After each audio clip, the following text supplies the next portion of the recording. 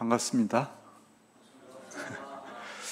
제 얼굴을 기억하고 계신 분이 계실지는 모르겠습니다만 저는 성도님 얼굴을 기억을 못하겠습니다. 그래도 기억나는 반가운 얼굴들이 몇 분이 계시네요. 우리 사역자 중에서 사역자들이 이렇게 오랜 시간 있다는 것은 서로가 서로에게 너무 잘하고 있다는 뜻이죠.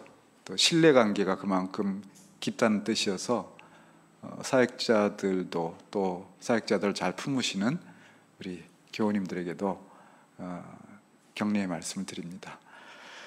자, 오늘 저한테 중직자의 성경적 역할과 자세, 이런 제목을 맡겨주셨습니다. 성경 구절을 제가 한 구절 먼저 읽겠습니다.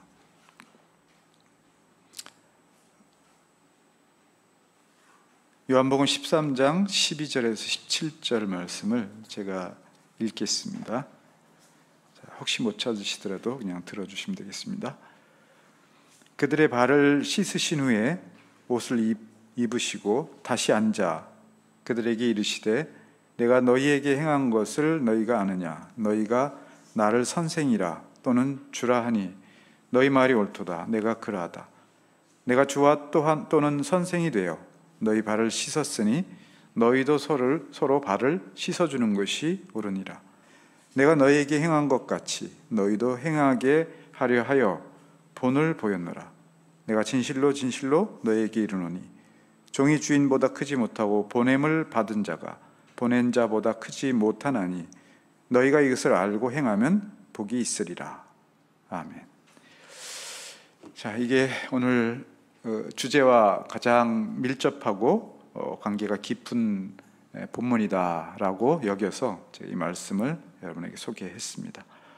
너무나도 잘 아시는 말씀이죠. 주님께서 이제 고난의 길을 가시기 직전에 제자들과 불러 모아 만찬을 여시고 이제 발을 씻기신, 소위 말하는 세족식이라고 이름을 붙여진 발을 씻기신 사건인데, 이 사건의 의미가 이제 주님의 고난의 길과 그 이후의 사역들과 관련해서 특별히 오늘 중직자라고 하는 이 호칭으로 세움을 입게 된 여러분들에게 매우 매우 중요한 그런 말씀으로 여러분 사역하시는 내내 각인이 되기를 바라겠습니다. 사실 이 말씀만으로 오늘 사실 강의는 다 끝났다고도 할 수 있어요.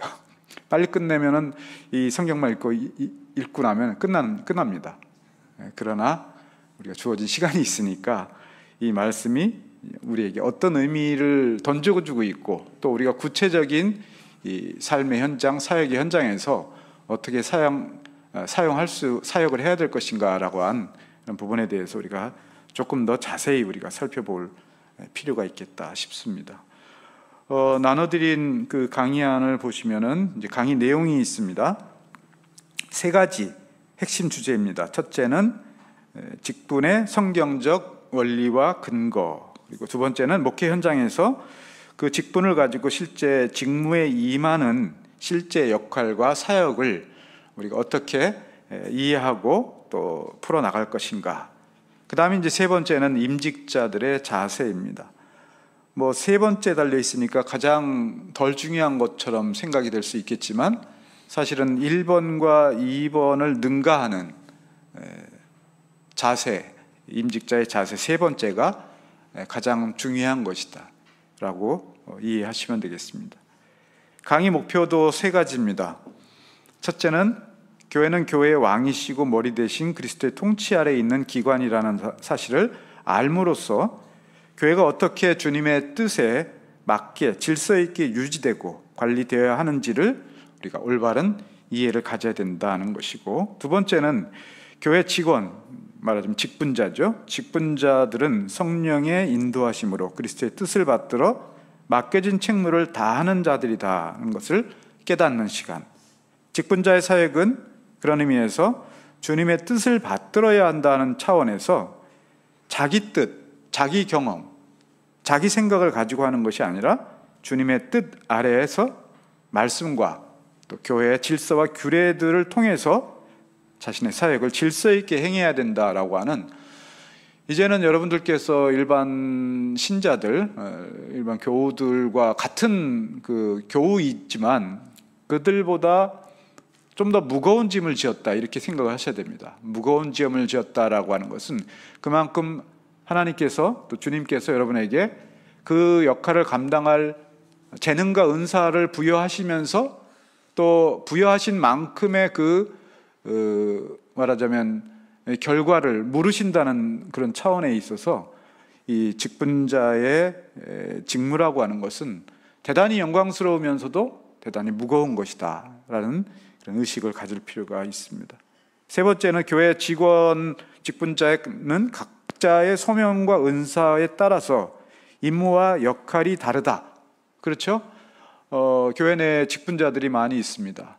직분자로 치자면은 목회자로부터 또 치리 장로에 이르기까지, 또 안수 집사, 권사님, 그리고 서리 집사, 그 밖에 기타 직분들이 있습니다만은 임무와 역할이 다르죠.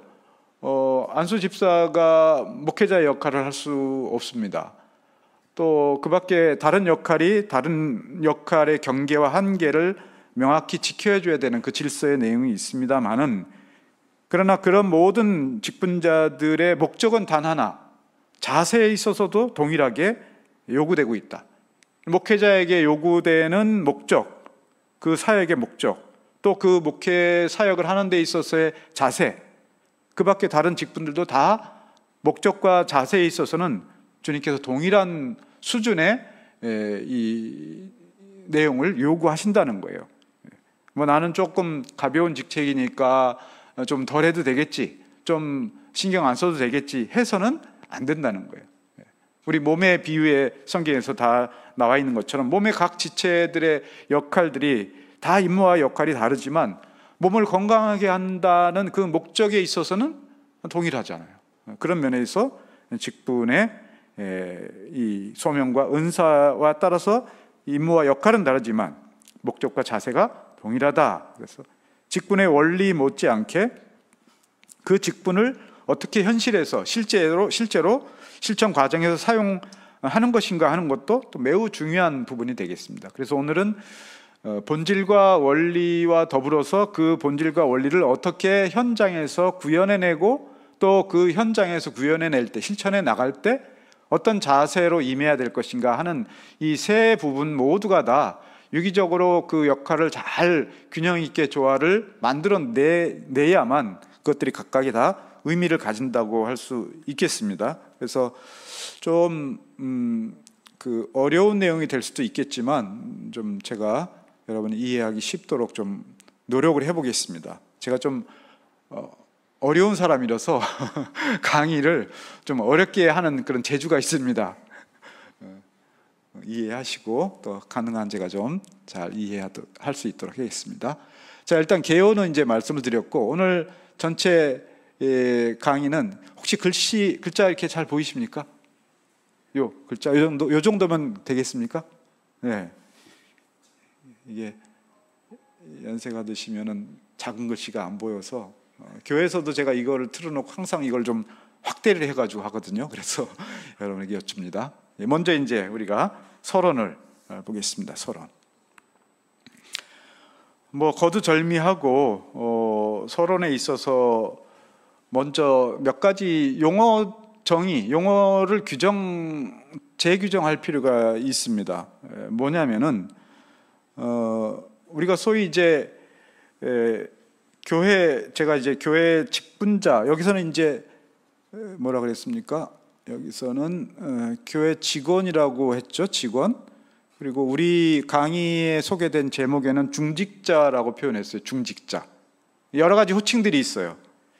교회법, 제가 헌법책을 가져왔는데 안 갖고 왔네. 앞으로 헌법적인 용어는 직원입니다. 직원.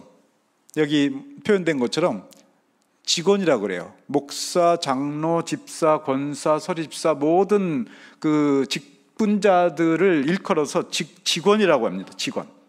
직원이라고 말하면 이제 굉장히 좀 어색하잖아요. 회사의 사무, 행정 직원처럼 이제 그런 뉘앙스가 있단 말이에요. 그래서 이제 그 표현이 좀 어색하니까 사무직원하고 이제 호칭이 이게 동일하게 쓰다 보니까 그래서 직분자라고 표현하기도 하고 오늘 여기 소개된 것처럼 중직자 이렇게 표현하기도 합니다. 이게 다 직원이라는 이 어감이 좀 어색해가지고 이렇게 바꿔서 부르는 그런 호칭인데 명확히 말하자면은 이 직원이라고 하는 의미는 영어로 말하는 오피서예요. 오피서. 오피서는 뭐냐면 공직자예요. 공직자. 말하자면 뭐 국회의원이나 총리나 뭐 이런 이제 공직을 맡은 사람들을 직원이라고 하면서 이게 영어식으로는 오피서라고 해요. 공적인 직분을 맡은 사람을 말하는 거죠. 공무를 맡은 공직자를 맡은 분들 경우에도 굉장히 중요한 역할을 하는 그 공직자들의 경우에는 연수교육을 미리 하죠. 교사도 그렇고 뭐 법관도 그렇고 연수교육을 미리 합니다. 아마 오늘 이런 자리가 이 공직자를 맡은 분을 위해서 마련된 그런 연수교육이다 이런 개념으로 이해를 하시면 좋을 것 같아요. 자, 이 공직이라고 하는 그런 직분을 맡은 분에게 있어서 중요한 것은 뭐냐면 특별히 이제 이 교회 공직자는 일반 사회의 그 공직자, 공무원들하고는 차이가 분명히 있죠. 물론 일반 공직자들의 경우에도 자신이 그 공직에 임하는 그 자세가 특별하다라고 하겠지만 이 교회에 있어서 공직자에게 있어서 제일 첫 번째로 중요한 건 소명의식입니다. 소명의식은 영어로 콜링이라고 그랬잖아요. 콜링, 소명이라는 게. 소명이라고 하는 이 콜링은 두 가지 뜻이 있잖아요. 하나는 소명이고 또 하나는 뭐가 있습니까? 직업이 콜링이라고, 직업을 콜링이랍니다.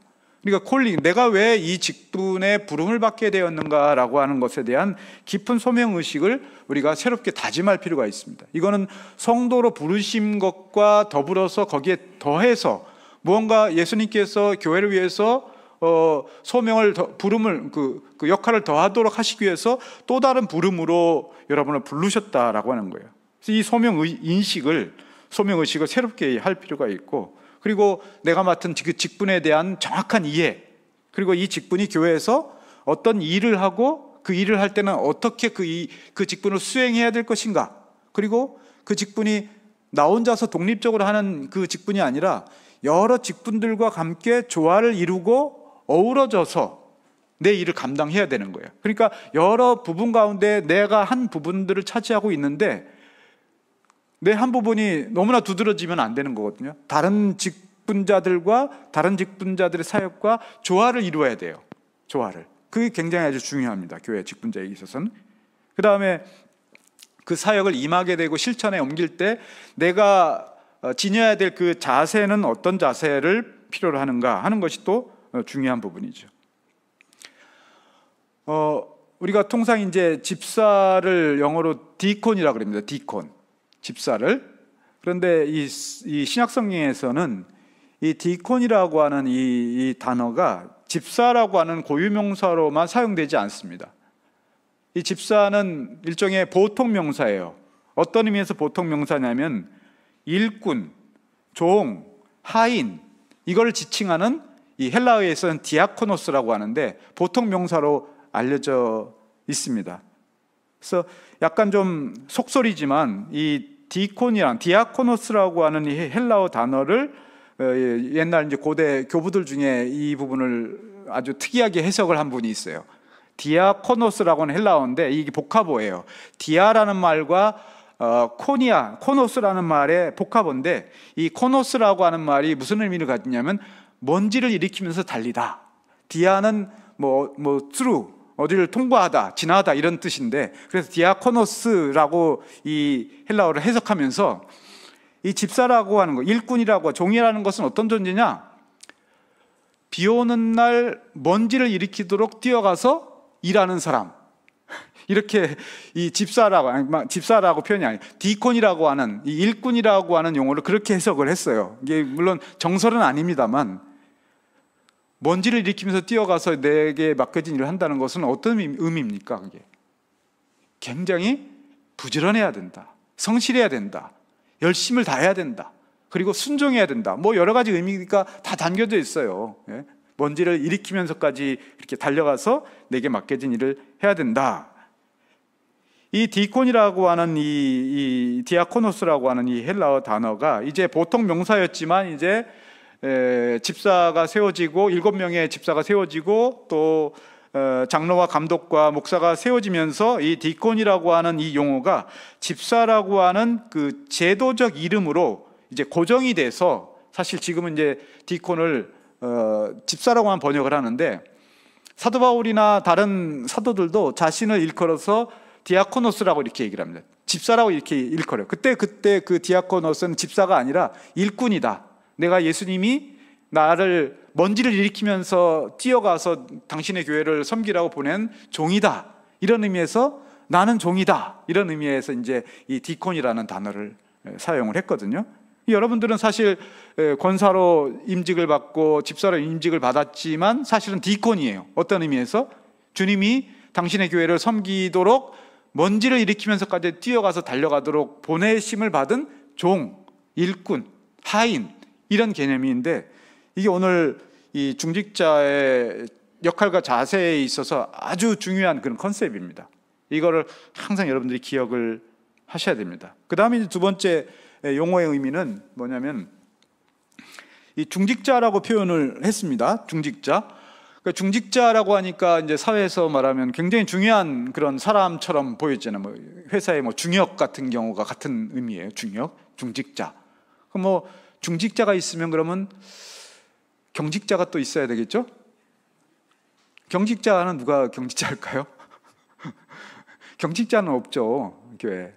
그래서 중직자라고 하는 이 표현이 약간 오감이 이게 자칫하면은 위계적 질서, 마치 내가 그 중직을 맡은 내가 굉장히 고위직이다, 뭔가 다른 사람과도 다르다라고 하는 이 특권의식을 갖게 할 수 있는 요지들이 있는 용어가 중직자라는 용어예요.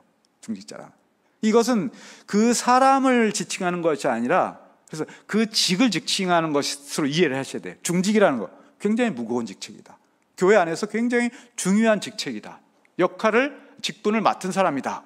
직분이다. 이런 의미이기 때문에 우리가 중직이라는 용어를 쓸 때에도 이런 약간의 이 오해가 없도록 또 스스로도 내가 이제 중직자니까 이제 평신도가 아니라 교회에서 뭐 일정의 이제 뭐 견장 아닌 견장을 내가 찬 사람처럼 생각하기 시작해버리면 이제 그거는 이제 큰일 납니다. 교회에 큰 해를 끼치게 되고 뿐만 아니라 자기 자신한테도 굉장히 큰 신앙적 타격을 줄 수밖에 없어요. 그러니까 이 의식을 굉장히 조심해야 됩니다. 이것은 교회 안에 직분과 직무에 대한 오해에서 생기는 거예요. 직분과 직무는 다른 거예요.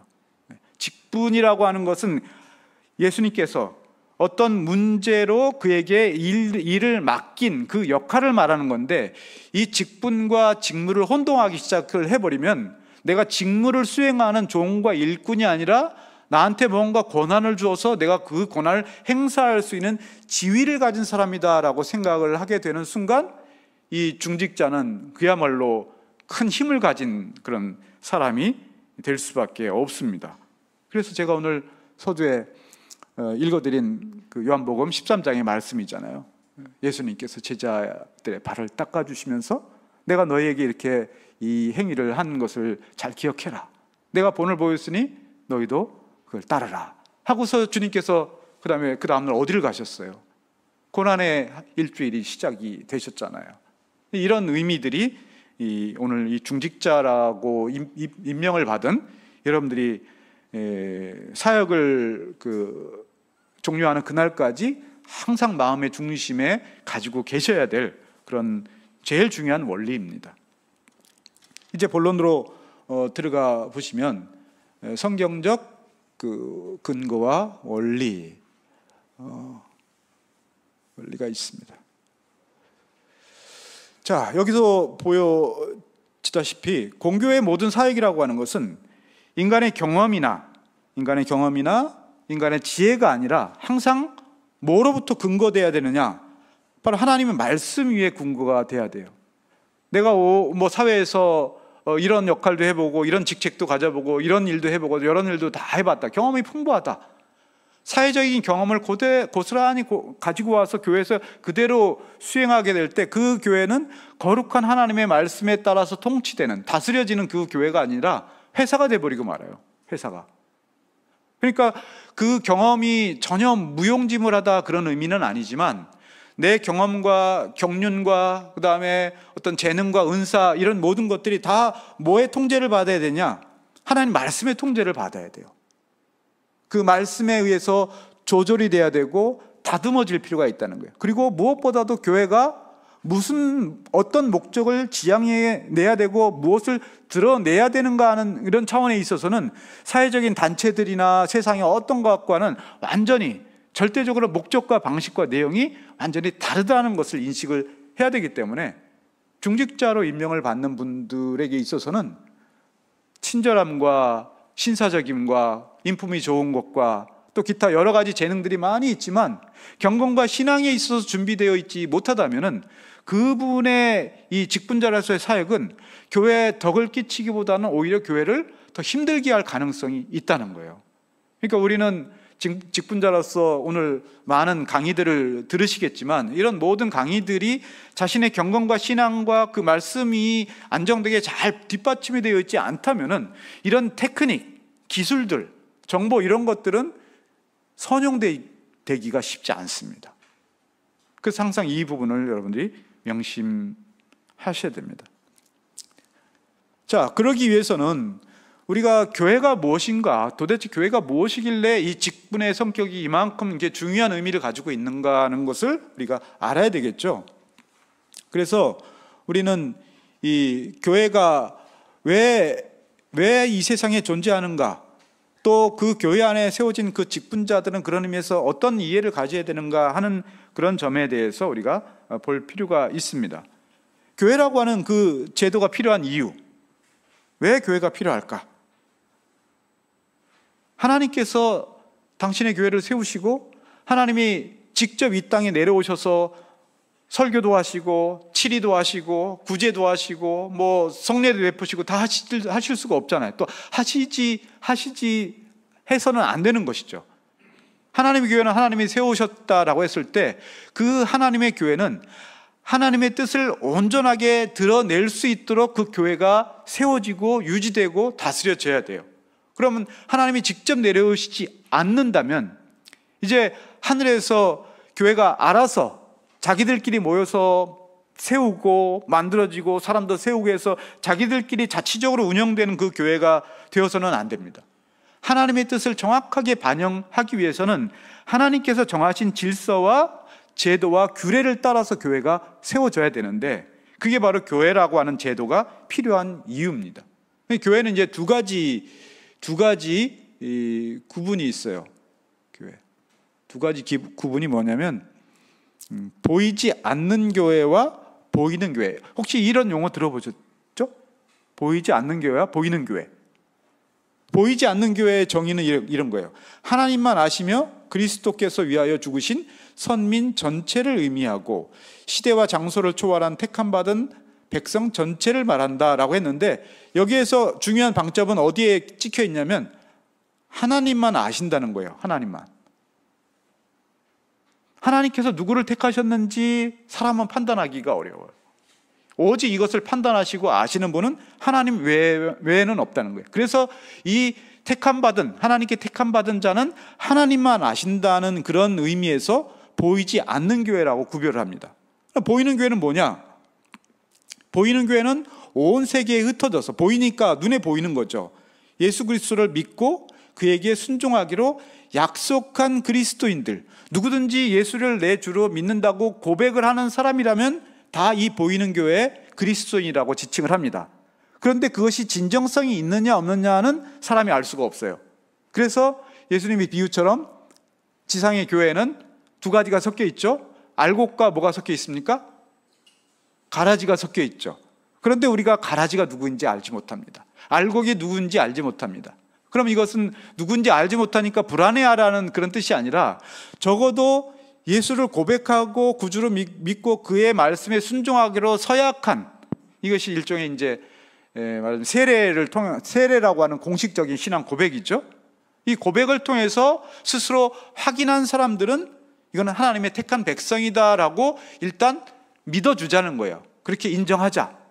그러나 세례받고 교회에서 십수년을 살아왔던 사람들 모두가 다 하나님의 택한 백성, 보이지 않는 교회에 소속된 회원이냐라고 했을 때 우리는 그걸 장담할 수가 없어요.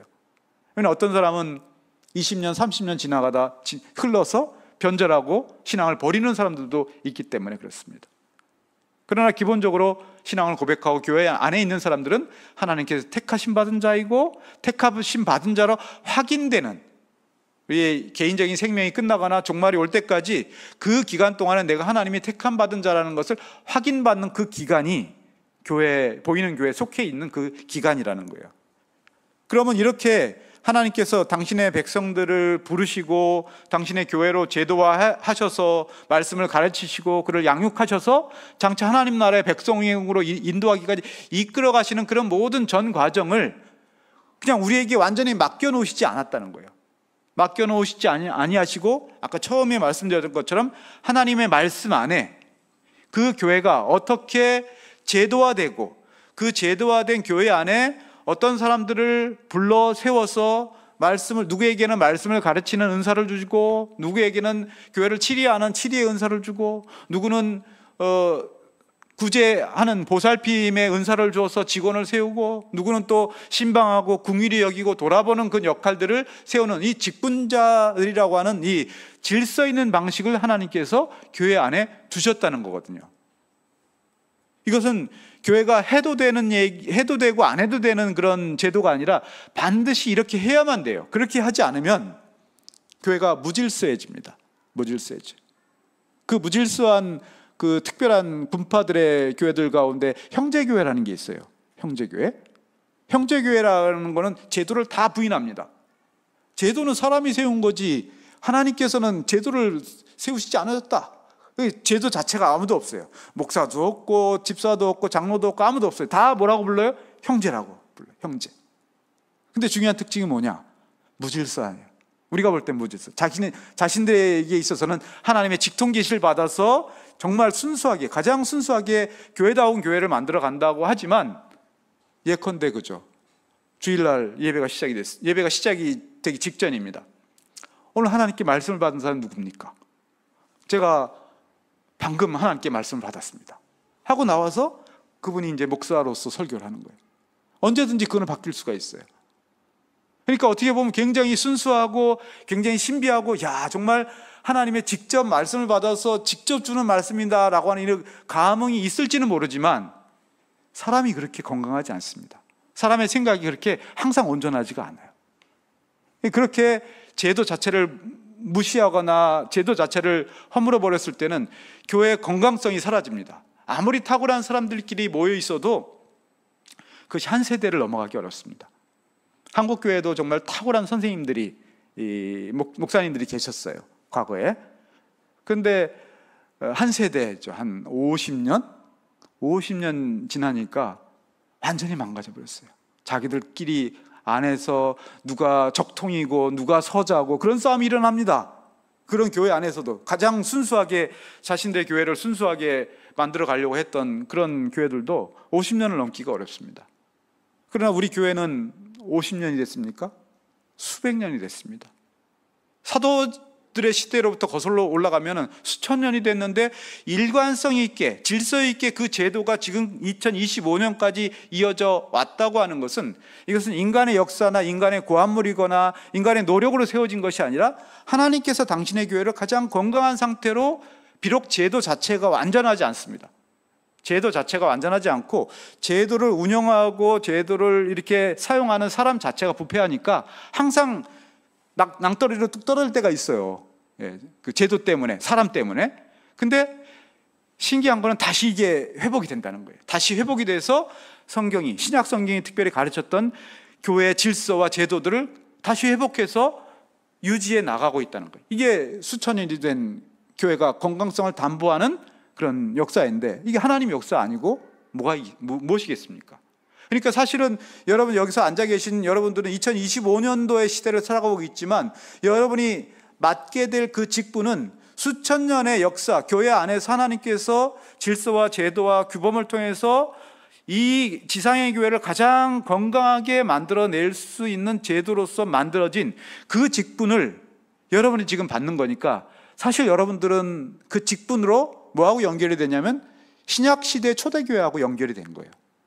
시대는 다르지만, 사람은 달라졌지만 그 직분에게 맡겨진 직무, 그리고 그 직분을 수행해야 될 그 자세와 본분, 이거는 그때 그분들과 여러분들과 연결되어 있다는 굉장히 중요한 그런 의미를 가지고 있습니다. 이게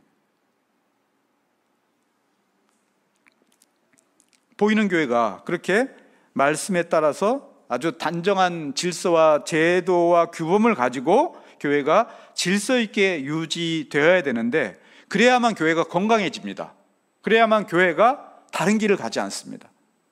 그래서 종교개혁 시대에 종교개혁자들이 이 참된 교회를 우리가 알 수 있는 표지가 필요하다, 있어야 된다라고 해서 세 가지 표지를 제시를 했어요. 그 세 가지 표지가 뭐냐면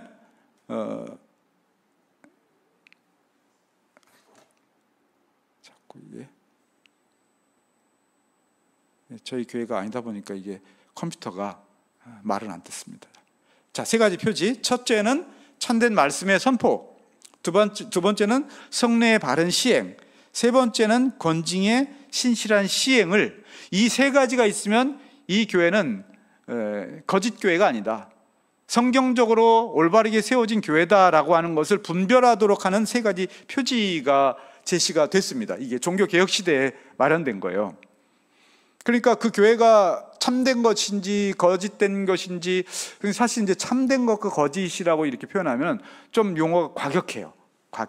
이건 이제 그 유럽 대륙에서 그 로마 카톨릭을 대항해서 싸웠던 개혁파 교회들이 사용했던 그런 표현이 참된 교회, 거짓 교회를 구분하는 그런 용어로 표현했어요. 그런데 우리 장로교가 성립이 되었던 스코틀랜드하고 영국의 그 장로교회에서는 이 참된 교회, 거짓 교회 이렇게 표현하지 않았어요. 어떻게 표현했냐면 순수한 교회와 덜 순수한 교회. 용어가 좀 부드럽죠?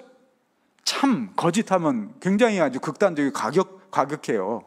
그래서 이 장로주의자들은 순수한 교회, 덜 순수한 교회라는 거예요. 거짓 교회는 아니고 덜 순수하다. 말씀이 오염이 되고 성례를 합법적인 목회자가 집례하는 게 아니라 아무나 할 수 있다, 어디서도 할 수 있다, 이렇게 성례를 오용을 시켜버리면 성례가 올바르게 그 효력을 발휘할 수가 없습니다. 그래서 종교개혁자들에는 이 교회 표지를 이 두 가지, 1번과 2번만 교회 표지라고 생각을 했던 분이 많이 있어요. 왜 그러냐면 1번과 2번은 기독교 교회가 가진 독특성이에요. 다른 종교에서 볼 수 없는 거예요. 다른 종교에서. 오직 교회에서만 볼 수 있는 거기 때문에 두 가지가 교회 표지다라고 했는데, 세 번째 이제 권징이라는 것은 잘하는 사람 격려하고 잘못한 사람 책망하고 이런 거는 교회만의 특징이 아니잖아요. 그래서 권징은 교회 교회 표지라고 하기는 어렵다 이렇게 말하는 분도 계시는데, 결과적으로는 이 세 가지를 다 순수한 교회의 표지로 이렇게 규정을 했어요. 왜 이 세 번째도 중요하냐면, 권징이 없으면 말씀이 잘못 선포가 되거나 엉뚱한 말씀이 강단에서 흘러나오거나 혹은 성례를 임의로 아무렇게나 막 무질서하게 하더라도 권징이라고 하는 이 항목이 없으면 그 잘못을 잘못이라고 지적할 수가 없어요. 교정할 수가 없어요. 그래서 권징은 어떤 의미에서 중요한 거냐면 1번과 2번이 제대로 올바르게 건강하게 시행되고 집행이 될 수 있도록 교정해주는 안전장치가 이 권징이라는 제도예요. 권징. 이 권징은 누가 합니까? 권징은 교회가 합니다. 교회가 하는데, 교회가 무형의 주체죠. 교회를 대표하는 게 누가 있습니까? 교인들 전체가 교회를 대표라고 할 수 있지만, 교회를 하나님의 말씀에 맞게 질서 있게 유지하고 또 다스리고 관리하도록 세움을 받은 사람이 있어요. 그게 바로 직원이라는 거예요. 직분자, 오피서. 우리가 권징이라고 하니까 여러분 좀 부정적인 뉘앙스가 있잖아요. 권징, 막 벌 주고 뭐 책망하고 뭐 이런 의미가 강한데, 사실 권징은 벌 준다는 의미는 한 부분이에요. 권징, 무슨 앞에 권이란 거는 무슨 의미겠습니까? 권면하고 가르치고 신방하고 격려하고 돌아보고 하는 모든 사역이 다 권이라고 하는 것이 다 포함되는 거예요.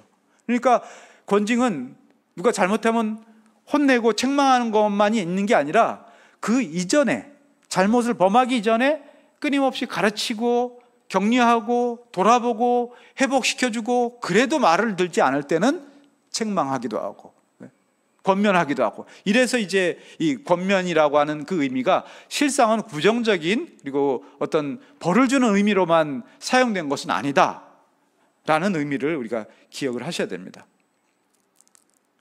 자, 이제 주님께서 교회를 다스리신다라고 했을 때 여기서 기억하셔야 될 두 가지 방식이 있어요. 예수님께서 교회를 다스리신다라고 했을 때 첫 번째는 직접적 통치입니다. 두 번째는 간접적 통치예요. 직접적 통치는 어떻게 하시느냐? 뭐라 그랬습니까? 두 가지 요소가 있죠. 직접적 통치에 뭐가 있습니까? 말씀과 성령이에요. 말씀과 성령은 뭐 물론 말씀은 이제 이 성경책이라고 하는 그 가시적인 표상이 있지만, 말씀과 성령은 사실 우리가 눈으로 확인할 수는 없는 거예요. 말씀, 성경이 있다고 해서 다 예수님의 통치를 받는 건 아니죠. 그래서 여기 제가 자주 사용하는 그림이 하나가 있는데, 요거를 한번 보세요. 여기 교회가 있어요. 교회가 있고, 이 사람들은 이제 교회 밖에 있는 사람들이에요. 교회 안에 있는 사람들이에요. 교회의 왕이시고 머리신 예수님께서 교회를 직접 통치하신다라고 했을 때, 직접 통치의 방식은 말씀과 성령으로만 직접 하시는 거예요. 말씀과 성령. 그 말씀과 성령은 어떻게, 항상 이 말씀과 성령은 같이 붙어 있어요. 말씀과 성령이 따로 떨어져 있지 않습니다. 여기서 이 말씀은 어떤 말씀이냐면, 교회 밖에 있는 사람들에게 복음을 증거하잖아요. 복음을 우리가 전도하잖아요. 그때 예수님께서 말씀을 통해서 그 사람을 통치하시는 거예요. 그가 하나님께서 택하신 백성이라면 하나님께서는 전도자의 입술을 통해서 복음을 전할 때, 그게 복음은 말씀이잖아요. 복음을 전할 때 말씀은 뭐하고 결합되어 있다고 그랬어요? 성령하고 항상 말씀이 결합되어 있어요. 그렇기 때문에 복음 전도자가 말씀을 증거할 때 성령이 그 전하는 말씀에 결합이 되어서 그 사람이 하나님이 택한 백성일 때, 예수님께서는 그 복음 전도를 통해서 말씀과 성령으로 당신의 백성을 확인시키고 드러내시는 거예요. 복음을 고백하게 하고. 그래서 그 사람이 교회 안에 들어오게 되면, 교회 안에도 여전히 말씀과 성령을 통해서 하나님께 직접 다스리십니다. 그러나 이거는 직접 다스리는 거는 굉장히 우연이에요. 우연적이고 우발적이에요. 정규적이고 규칙적으로 뭔가 나타나지 않아요. 여러분들 복음 전도할 때 똑같은 복음을 전해도 어떤 사람은 내 복음을 배척하기도 하고, 어떤 사람은 좀 뜨뜻미진하게 하기도 하고, 어떤 사람은 왈칵 받아들이는 사람이 있잖아요. 그건 뭐 때문에 그럴까요? 내가 언변이 좋아서? 아니면 어떤 상황이 좋아서? 물론 그럴 수도 있어요. 언변이 좋은 사람보다, 나쁜 사람보다 좋은 사람이 설득력이 더 있을 수 있지만, 요즘 시대를 보십시오. 복음이 설득력이 있어서 그 복음을 받아들인다? 그 생각하기 쉽지 않습니다. 결국은 그 사람이 전할 때 예수님께서 말씀과 성령을 통해서 그 사람을, 그 복음을 붙들게 만들고 마음의 움직임을 갖게 하시는 것은 전도자의 스피치나 노력이나 수고가 아니라 말씀과 성령으로 직접 일하시는 예수님의 통치라는 거예요. 나는 누굽니까? 그러면 그 예수님의 통치를 그 현장에서 내가 대신 드러내주는 역할 뿐이에요. 내 역할이. 내가 잘나서 그런 게 아니라, 내가 능력이 많아서 그런 게 아니라. 그렇기 때문에 그것은 굉장히 우연적인 거예요. 이럴 때도 있고 저럴 때도 있고, 내가 분명히 기가 막히게 이 설득력 있게 내가 말을 했는데도 상대는 완전히 다른 반응을 보여요. 그거는 내 언변이 부족해서가 아니에요. 예수님께서 말씀과 성령을 동원하셔서 그의 마음을 움직여 주시지 않으셨기 때문인 거예요. 않으셨기 때문에. 그때 그 당시 그 장소에서는 아니었던 거죠. 그러나 이제 교회는, 간접적인 치리를 수행하는 교회는 우연적이지 않습니다. 규칙적이고 충분히 계량이 가능해요. 매주일 목사님을 통해서 강단에서 선포되는 그 설교의 말씀은 예수님께서 간접적으로 당신의 뜻을 성도들에게 들려주는 규칙적이고 그리고 정해진 질서 있게 정해지는 수단입니다. 물론 설교에서도 또 예배 시간에도 이 편차가 있죠. 어떤 날은 목사님의 말씀이 정말 내 마음을 그냥 감동시켜서 울음이 막 솟구쳐 나올 때도 있고, 어떤 말 때는 또 목사님이 왜 또 저런 말씀을 하실까 이렇게 좀 또 마음이 좀 팍팍할 때도 있고 그런 거예요. 그거는 이제 뭐 개인적인 경건의 어떤 상태도 따르고 여러 가지 다양한 요소들이 있습니다만은, 그러나 어쨌든지 간에 긴 안목으로 보면 내가 현장에서 복음을 전하는 그 말씀에서 일어나는 결과와 예배당에서 교회에서 정기적으로 주어지는 말씀과 경건과 훈련의 이 과정을 통해서 주어지는 그 영양소는 훨씬 더 영양소가 있다는 얘기예요. 유익하게 우리를 자라게 하는 자양분의 가장 큰 요소들은 그겁니다. 여러분들 뭐 외식도 아무리 맛있는 음식도 매일 삼시세끼 20만 원, 30만 원짜리 식사를 해보시면은 아마 이틀만 드시면은 그냥 평범한 밥 먹고 싶다 이렇게 생각이 드실걸요. 근데 평범한 식사하실 때 그 생각 못 하시잖아요. 매일 먹는 삼시세끼 먹는 밥은 그게 정말 맛있다고 해서 매일 그렇게 맛있게 먹는 사람은 없어요. 근데 언제 표시가 납니까?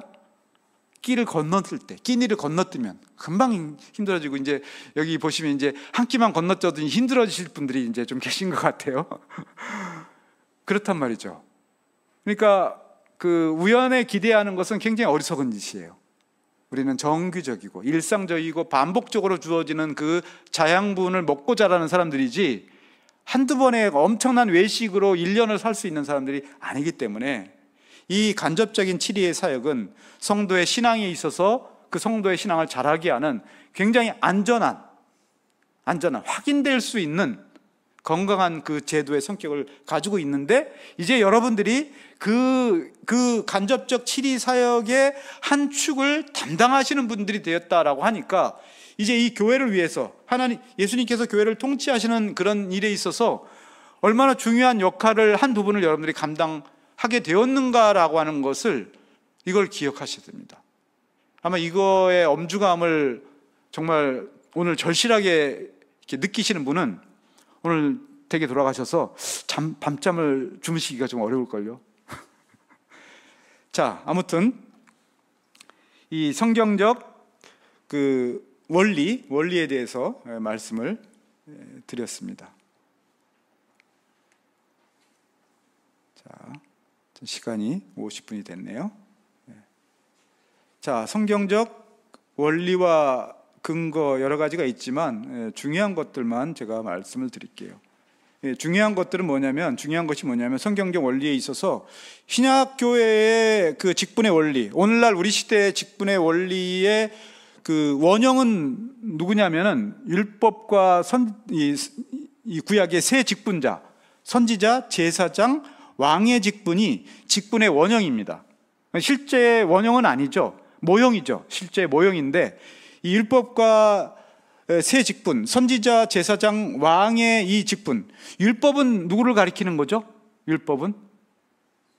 율법의 완성으로 오신 분이 누굽니까? 예수님이시죠? 율법의 완성이에요. 율법은 누구를 지칭하고 누구를 모형으로 두고 있냐면 예수님을 모형으로 두고 있어요. 선지자, 제사장, 왕의 직분도 누구의 모형입니까? 예수님께서 이 세 직분을 다 감당하셔서 성취하시고 완성하셨죠. 그러니까 구약의 시대의 이스라엘 백성들, 이스라엘이라는 왕국을 다스리는 최고의 원리는 율법과 삼직이라는 거예요.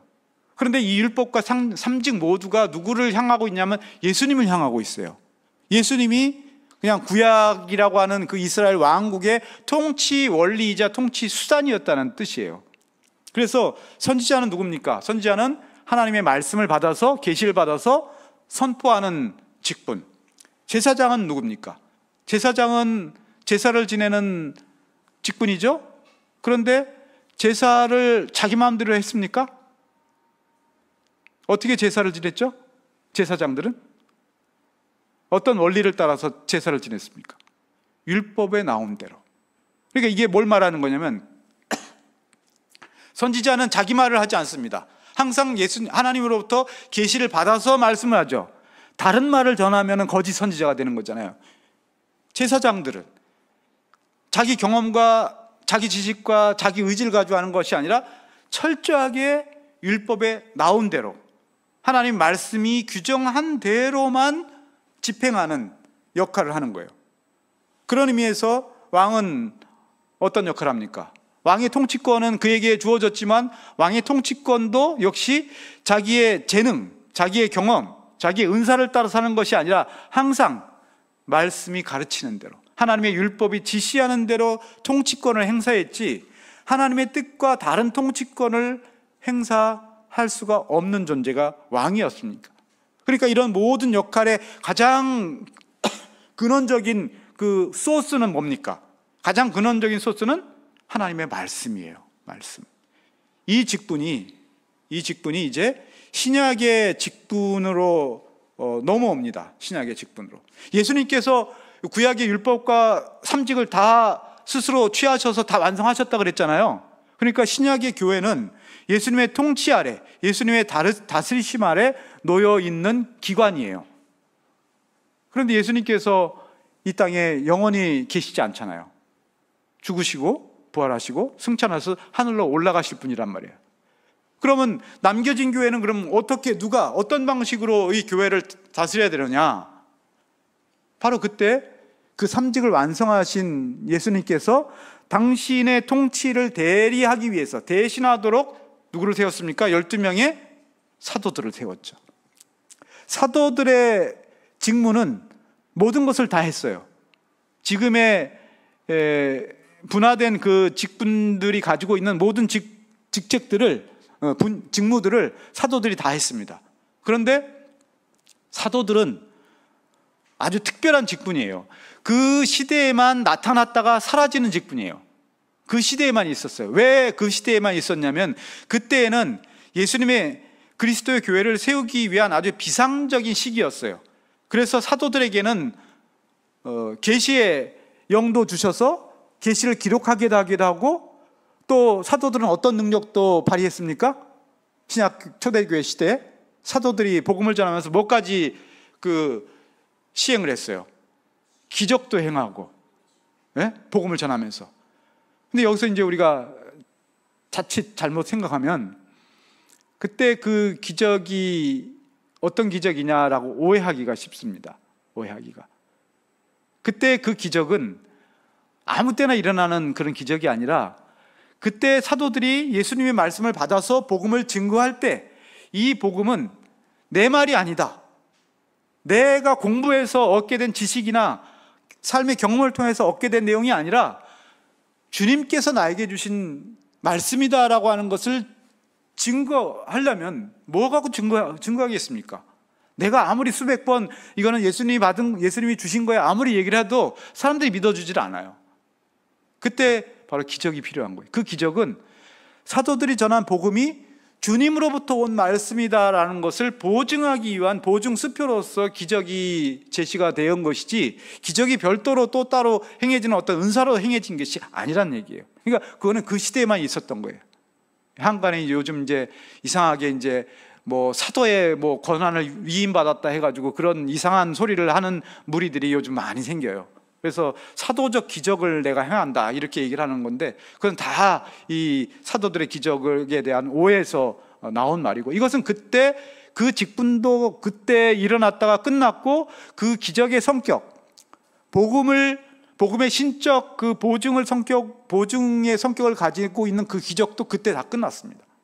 그때 그 기적을 재현할 수는 없어요. 그런 식의 기적은 지금 재현이 되지 않습니다. 그러면 이제 사도들도 생명을 가진 사람들이기 때문에 수명이 있죠.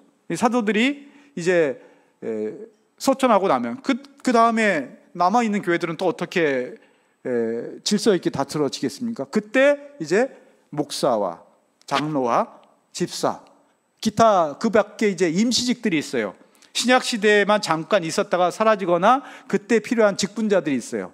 예언자들, 선지자들, 전도자들, 이거는 신약 시대에만 있었던 임시직들이에요. 그때 비상직들. 지금의 직분자들은 그때 임시직들은 다 시대가 바뀌니까 다 사라지고 이제 이 직분만큼은 사도 시대가 끝나도 계속해서 교회에 남아 있어서 교회를 그리스도의 통치로 건전하고 건강하고 인륜적으로 통치받을 수 있도록 남겨진 직분이 있는데 그걸 바로 뭐라고 하냐면 항존직이라고 그래요. 항존직.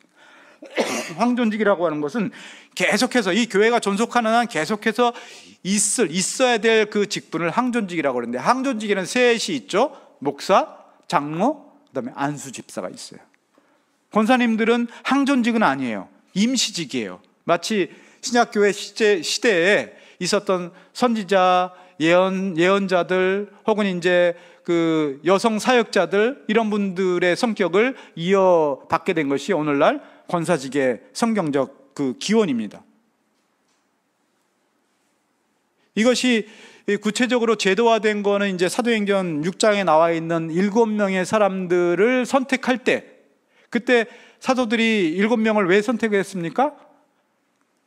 그때 사도들의 직무는 어디까지라고 그랬어요? 모든 것을 다 하는 그 직무를 수행했어요. 가르치고 치리하고 구제하는 것까지. 그러니까 사도는 사람인데 그 많은 역할들, 회중은 점점점 늘어나니까 할 일은 점점 많아지죠. 그러니까 다 감당할 수가 없는 거예요. 그래서 사도가 해야 될, 또 사도가 했던 그 직무 일부를 나눕니다. 그게 누굽니까? 7명의 사람들이에요. 그때도 그 7명의 사람을 집사라고 부르지는 않았어요. 그런데 이 7명의 사람들을 따로 선택해서 세우면서 이분들에게 구제의 일을 맡긴 거예요. 구제의 일. 그래서 집사라고 하는 이 보통 명사, 디코니라고 하는 이 보통 명사가 고유명사라고 하는 직분의 이 집사라고 하는 이름으로 명명된 것은 바로 사도행전 6장에서 근거가 돼서 이제 이 구제의 일을 도맡아서 하는 분들을 이제 집사라고 하자 해서 집사직이 이제 규정이 된 것입니다. 근데 여기 말씀에 나와 있는 것처럼 여기 나와 있죠. 사도들이 우리가 하나님의 말씀을 제쳐놓고 접대를 일삼는 것이 마땅치 아니하다라고 하는 그 이유 때문에 집사 7명을 세우는데 뭐라 그랬어요? 기도하는 일과 말씀 사역에 전념하기로 하고 구제와 행정을 담당할 성령과 지혜가 충만하여 칭찬받는 사람 7을 세웠다. 이게 신약교회에서, 제도적인 신약교회에서 사람을 택하여 세울 때 성경에 직접 언급되어 있는 그 직분자의 자격에 대해서 명확하게 말합니다. 성령과 지혜가 충만하여 칭찬을 받는 사람, 직분자의 조건입니다. 이게.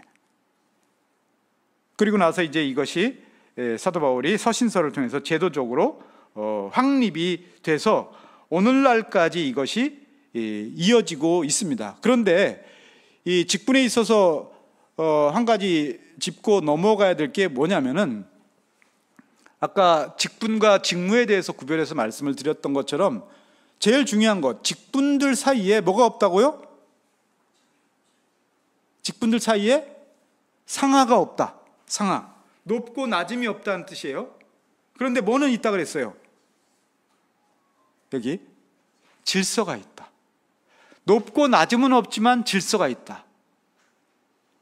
그 질서라는 것은 여러 가지로 설명할 수 있지만, 예컨대 안수 집사나 권사가 주일날 예배 강단에 설 수 없다.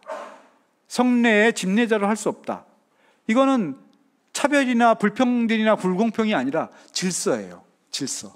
이거 질서의 차원으로 봐야 되지, 이게 만약에 불공정이나 불평등으로 보기 시작을 해버리면 교회가 이제는 교회로서의 그 정체성을 상실해 버립니다. 그러나 그 직분 사이에 상하, 높고 낮음이 없다라는 거예요. 신자들과 직분자들 사이에 그러면 높고 낮음이 있습니까? 없습니다. 동등합니다. 하나님 앞에서 모두가 동일한 신자입니다. 목사, 장로, 집사는 단지 교회의 행정적이고 제도적인 질서에 있어서 어떤 직무를, 어떤 역할을 맡은 사람이기 때문에 그 역할을 맡은 사람에 대한 존중, 그 신뢰, 이런 것들은 요구가 되지만 누가 더 높거나 누가 더 낮아서 절대적으로 복종해야 되는 관계다, 명령의 관계다, 이렇게 할 수 없다고 하는 것이 교회 직분에 있어서의 아주 중요한 그런 요소입니다. 자, 이제 교회법에서 말하는 직분에 대해서는 이제 한 건너뛰도록 하겠습니다. 이거는 여러분들 나눠드린 자료를 보시면서 살펴보시면 될 것 같고, 이제 직분자의 실제적 역할과 사역에 대해서와 이제 자세에 대해서 좀 간략하게 소개하도록 하겠습니다. 자, 성경적인 원리와 교회법적인 질서와 제도에 대해서 익숙하게 다 배우고 알았다 하더라도 실제 여러분들이 현장에서 자기의 직분에 맞는 걸맞는 어떤 역할을 하게 될 때는 그 현장에서의 어떤 일들을 판단하고 자기 직무를 수행하는 그런 면에 있어서는 굉장히 다양한 현장, 다양한 요소들이 많이 있기 때문에 그것들을 바르게 이렇게 진단해서 판단하고 시행한다는 것이 그렇게 쉽지 않습니다. 어떤 현장에 몰입을 하게 되면. 그래서 각 직분자들은 내가 맡은 역할과 내 직무가 어떤 성격을 가지고 있는가를 명확히 이해를 해야 됩니다. 이해를. 이것이 뭐 이 한 시간으로 충분히 다 이해가 되지는 않겠지만 좀 선언적인 의미에서 여러분에게 소개하려고 하는 몇 가지가 있습니다. 먼저 안수집사. 안수집사의 역할은 교회법 앞에 잘 나와 있는데 재정의 처리에 신실하고 재정 사용을 통해서 복음 전파와 구제와 가난한 자와 도움이 필요한 곳에 그리스도의 사랑과 자비가 드러내도록 하는 것이 안수집사의 직무입니다. 직무에 대한 그 정의거든요. 그때 이제 직무를 수행하는 이 자세, 직무를 수행하는 그 사역의 내용을 좀 더 이해해야 되는데, 그러니까 어떤 특성을 갖고 있냐면 세 가지 특성을 가지고 있어요. 이것도 자세히 뭐 설명할 시간은 없는 것 같아요. 첫 번째는 목양과 목회의 동역자로서 의식을 가져야 됩니다. 이 사역자들이 내 고유한 이 영역과 역할이 있으니까 나는 내 역할, 내가 할 일만 잘하면 돼 라고 생각을 하게 됐을 때는 내 직분 외에 다른 직분에 대해서 때때로는 경쟁의식을 가질 때도 있어요. 그리고 저 사람이 혹시라도 좀 이상한 결정이나 이상한 행동을 하지 않을까, 이렇게 좀 약간 감시의 눈초리로 볼 수도 있어요. 이 직무를 오래 하다 보면 그렇게 돼요. 그러니까 목양과 목회의 동역자 의식으로 그것이 어떤 다른 직분을 맡은 사람의 실수가 있다 하더라도 그것이 그 사람의 실수로 내가 두드러지게 해서는 안 되고, 그 사람의 실수가 누구의 실수냐? 나의 실수죠. 네. 왜냐하면 동역자니까. 동료의식을 가지고 직분자로서 잘 감당해야 될 어떤 역할들을 누군가 부실하게 하거나 어떤 오해가 샀다라고 하면 그것을 내 문제로 여기고 그것을 순하게, 순전하게 해결하도록 노력을 해야 되는데, 나는 거기서 좀 다른 사람이다, 나는 좀 아주 정직한 사람이다, 이런 생각을 하기 시작을 해버리면 이 동역의식이 흐트러지게 됩니다. 그러면 그 직분자들 사이의 조화와 균형이 굉장히 방해를 받게 돼요. 이게. 그 다음에 이제 두 번째는 집사는 구제와 실무 행정에 있어서 전문성이 있어야 되고요, 성실함이 있어야 됩니다. 성실함이. 여러분들 때가 돼서 교회 오래 다니셨으니까, 하고 눈에 자주 띄시니까 교인들이 여러분에게 표를 던지셨을 것은 아니라고 생각이 들어요. 여러분이 그만큼 그 역할에 충분한 자질이 있다, 준비가 되어 있다, 잘할 것 같다라는 신뢰감이 있거든요. 잘한다는 것은 그냥 성실함만 가지고서는 되지 않습니다. 안수집사에게 맡겨진 특수한 어떤 분야가 있어요. 그러면 그 분야에 대한 전문성을 가지셔야 되고, 그 전문성이 없으면 키워야 돼요. 키워야 돼. 재정부에 들어갔는데 자기는 숫자에 완전히 젬병이다고 하는 사람은 재정부에 들어가면 안 되고, 만약에 들어갔다고 하면 그걸 키워야죠. 훈련하고 키워야죠. 노력해야 되죠. 이런 전문성과 성실함이라는 것은 직분자에게 요구되는 중요한 직분 중에 하나입니다. 그 다음에 세 번째는 후속 피드백이지만, 여러분께서는 지금 이제 막 그 직무를 맡으셨잖아요. 그 1년이 지나고 2년이 지나고 3년이 지나면은 뭐 사회 경험이 계셔서 잘 아시겠지만, 한 1년 사이클, 2년 사이클이 돌아가면요, 사태가 다 파악이 돼요. 그래서 준비를 하지 않아도 다 할 수 있어요. 이런 매너리즘에 빠지게 됩니다. 진지함이 사라지게 돼요. 그래서 초심자들, 처음 세워진 분들 오면 그렇게 뭐 열심히 할 필요가 없고 그냥 다 이렇게 쉽게 넘어가면 된다라고 하는 그 노쇠한 조언을 하시면 안 됩니다. 네. 그렇게 자연스럽게 흘러가게 돼 있어요. 내가 긴장감을 갖지 않으면요, 그렇게 흘러갑니다. 이게. 뭐 목사도 그렇거든요. 한 70세 이상 은퇴되신 분들은 설교 준비 안 하십니다. 40년을 설교를 했기 때문에 머릿속에 그냥 성경 구절 하나만이면 1시간 정도 설교할 수 있어요. 물론 재능입니다. 그런데 예배의 거룩성을 생각할 때는 그렇게 하면 안 되죠. 아무리 머릿속에 수천 편의 설교가 있어도 이날 이때 이 청중들에게 주시는 하나님의 말씀이 있으면 그거는 하나님 앞에서 무릎 꿇고 기도를 하고 준비를 해야 되는 것이 옳죠.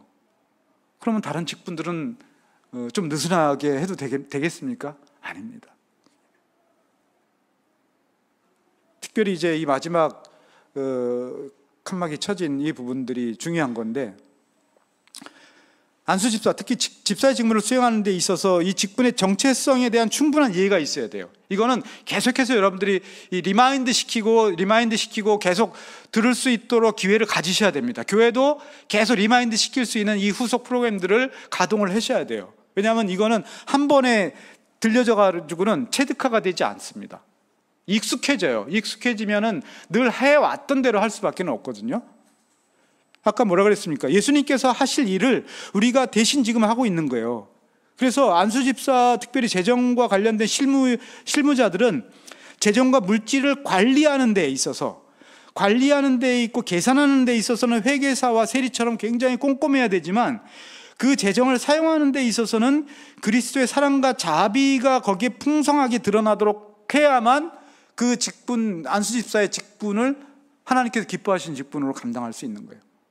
그냥 1원짜리 하나 틀리지 않도록 꼼꼼하게 하는 거 좋습니다. 그러나 이 물질이 용도가 뭡니까? 용도는 철저하게 대차대조표를 마치는 데 용도가 있는 게 아니에요. 부정하게 사용돼서는 안 되겠지만, 어떤 경우에는 복음을 위해서 과감하게 투자를 해야 돼. 투자라는 표현이 이용하지만 과감하게 지원해 줘야 될 때는 계산상 마이너스가 나오더라도 때로는 거기에 내 역할이 뭐냐, 내가 가진 돈을 가지고서 이자를 불려서 교회를 부자되게 만드는 것이 이 안수집사, 재정집사의 목적이 아닙니다.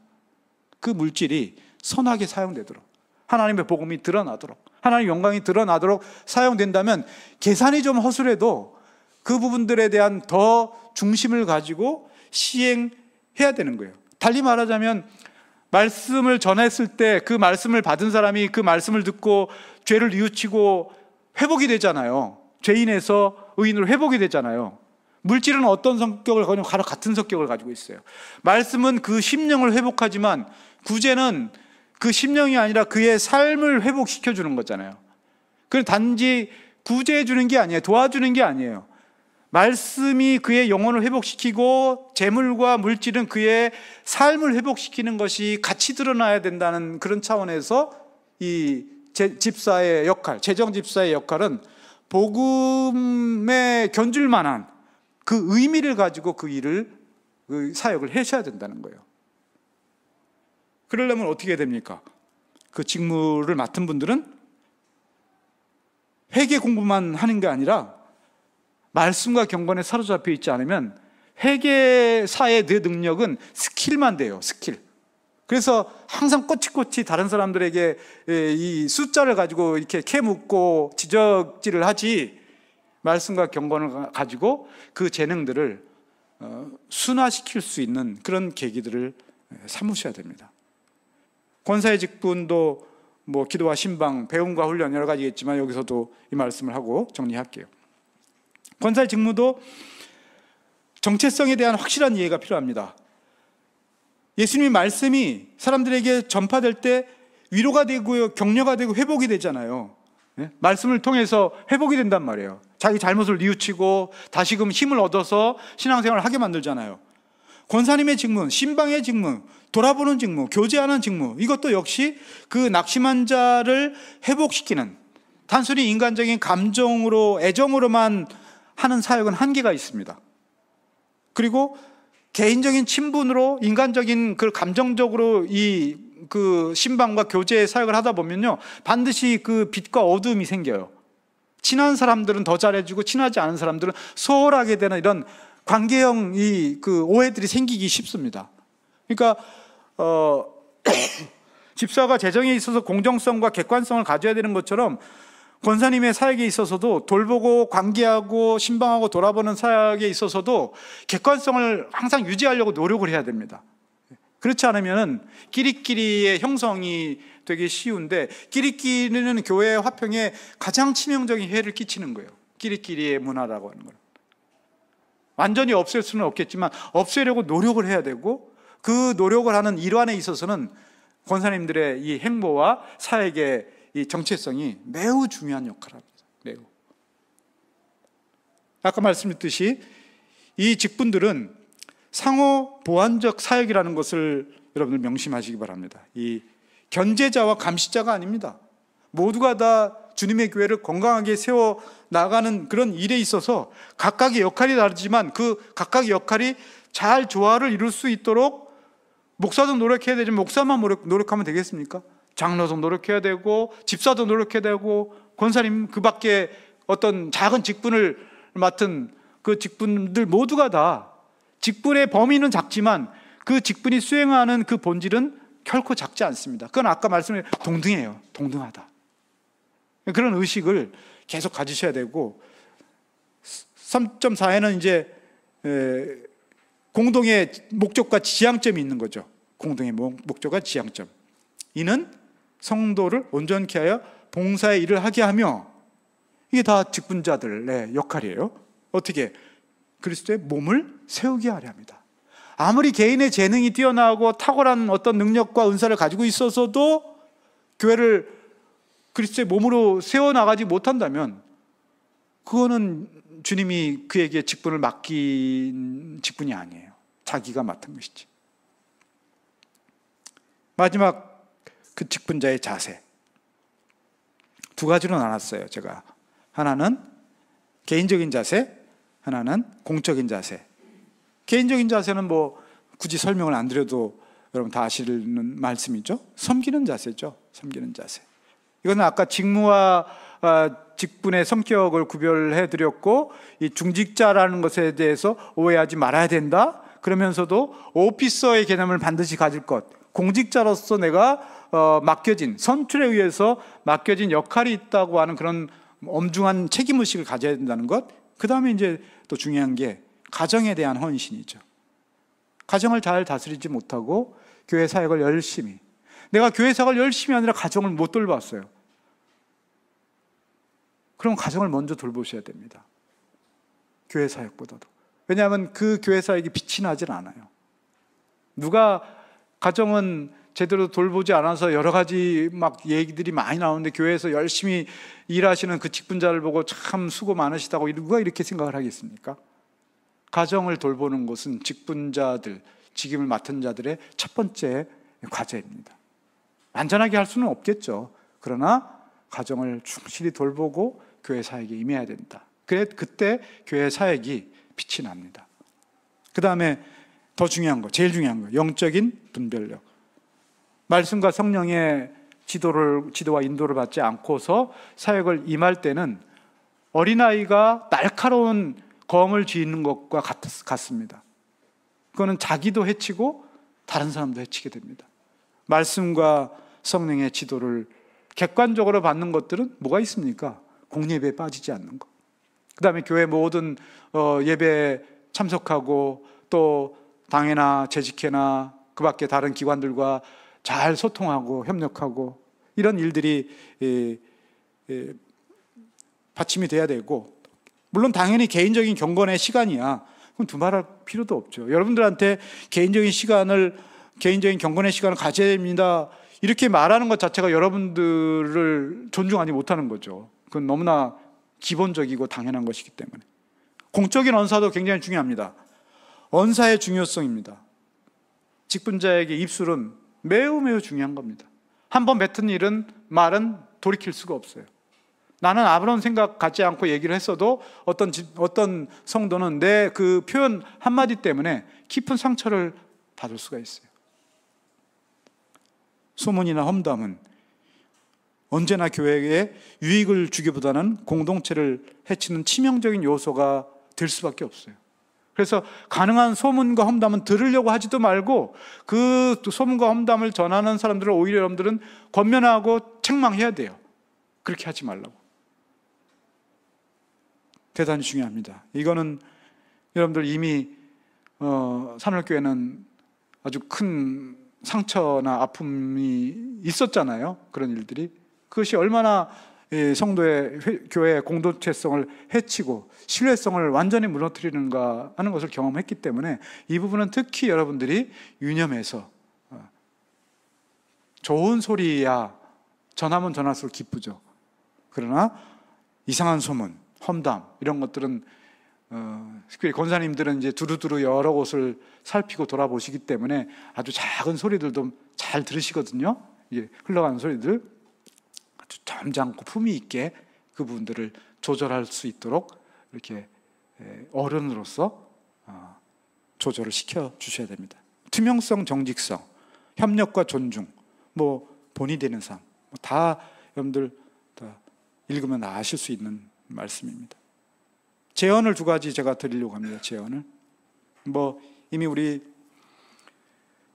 김성 목사님께서 너무나 탁월하게 잘 목양을 하고 계시기 때문에 굳이 더 제언을 드릴 필요가 없겠지만, 제 생각을 담아서 2가지만 드리자면은, 직원의 선출과 교육에 대한 신뢰성, 직원을 택하여 세우는 전 과정에 있어서 보다 더 신뢰받는 절차와 제도적으로 그거 마련될 수 있도록 계속 보완해 갈 필요가 있어요. 이 시대가 바뀌고 대상들도 달라지기 때문에 항상 어떤 일을 정해놓고 그걸 끝까지 이렇게 밀고 가는 일도 좋은데, 그 시대에 적절하게 적응해서 새로운 더 나은 제도와 절차들을 보완해 나가야지만 이제 젊은 세대, 이제 올라오는 세대들에 대해서 그들에게 교회가 좀 더 신뢰성 있고 공정하고 투명하게 이 일들이 진행이 되고 있다는 걸 어필할 수가 있고, 그 다음에 직분자를 세울 때도 당연히 그렇죠. 연령이나 경력을 고려를 해야 됩니다. 고려를 하긴 해야 돼요. 그런데 앞서 제시했던 것처럼 연령과 경력을 뛰어넘는 요소들, 성경적인 규범적인 요건들을 그가 갖추고 있는가 하는 것들을 정당하게 정직하게 평가받을 수 있도록 하는 제도적인 보완이 필요하고, 그 다음에 이제 이건 2번째로 중요한 것은 뭐냐면 선출, 임직, 그리고 임직 후에 정기적인 재교육이 필요합니다. 이 직분자들은 아까 중간에도 말씀드렸지만 시간이 오래 지나 보면 타성에 젖어서 해왔던 그대로만 하려고 하는 그 습성들이 생기기 쉽습니다. 그래서 다시금 이 소명의식을 고취시키고 시대에 맞게 정리하고 재조정할 필요가 있다면은 그걸 재교육 프로그램을 통해서 계속해서 새롭게 이 사역을 잘 감당할 수 있도록 그렇게 그 체계적인 그런 방지책들, 그 다음에 이제 예방책들도 필요해요. 예방책들. 장로, 집사, 권사, 그밖에 이제 서리집사 이런 직원들의 경계선이 있어요. 경계선이 있는데 어떤 경우에는 경계선이 겹칩니다. 장로들의 신방의 역할, 권사님의 신방의 역할이 분명히 있어요. 근데 그것이 이제 중첩이 되기 때문에 중첩이 될 때 때로는 오해가 생기기 쉬워요. 그래서 그 경계선을 좀 더 명확하게 이렇게 정리해주고, 명확하게 정리할 수 없을 때는 그 역할과 관련해서 소통이 일어나야 돼요. 소통이. 그래서 여긴 내 역할인데 왜 그 역할이 이렇게 막 이렇게 치고 들어오냐라고 했을 때 그때 그 상황을 읽어내야 돼요. 그래서 그러려면 이제 소통이 필요하죠. 권사회, 집사회, 당회 소통이 원활하게 일어나가지고 어떤 일이 일어났을 때는 장로가 친방의 역할과 임무를 감당하고 있지만 이 사안은 권사님이 신방하는 게 더 나을 수가 있다, 이럴 때가 또 있어요. 경우의 수들이. 그러니까 기계적으로 경계선을 딱 정해놓을 필요는 없지만 어느 정도 경계선을 정해놓을 때 그 중간에 이렇게 중첩이 되는 부분들은 소통을 통해서 오해가 없도록 해줘야 교회 이 제도 자체가 경직되지 않습니다. 그리고 느슨해지지도 않아요. 느슨해지도 않으면서 경직되지 않는 그런 고민을 좀 하셔야 돼요. 이 부분들은 사실 한 몇 가지 이렇게 더 있었는데 두 가지로 축약을 했습니다. 이 말씀을 정리할게요. 3분이 넘었습니다. 3분 넘어도 괜찮죠? 1분 내로 끝나겠습니다. 시간이.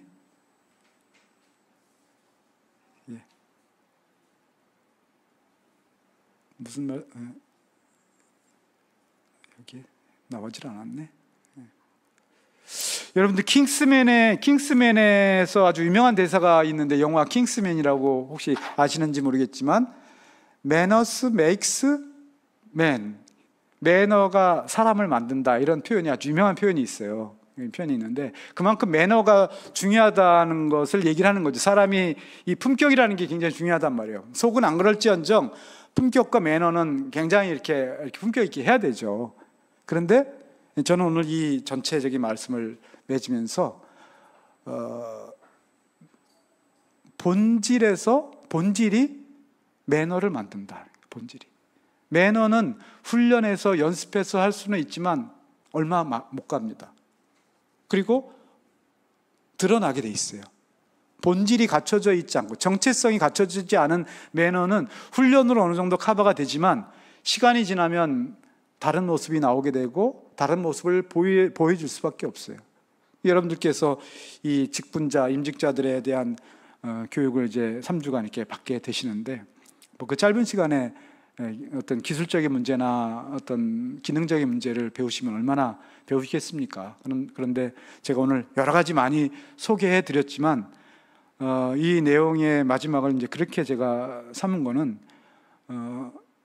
서두에 말씀을 드렸던 이 직분자의 그 본질적인 성격이 주님께서 자신의 제자를 닦아주시고 고난의 길을 가셨잖아요. 그 면류관을 나중에 쓰시겠지만 그 면류관을 위해서 치르게 될 대가는 엄청나게 자신을 낮아지게 하시고 고난과 심지어 죽음까지도 다 받아들이셔야만 그때 비로소 면류관이 주어지는 거기 때문에 면류관은 공짜로 주어지지 않습니다.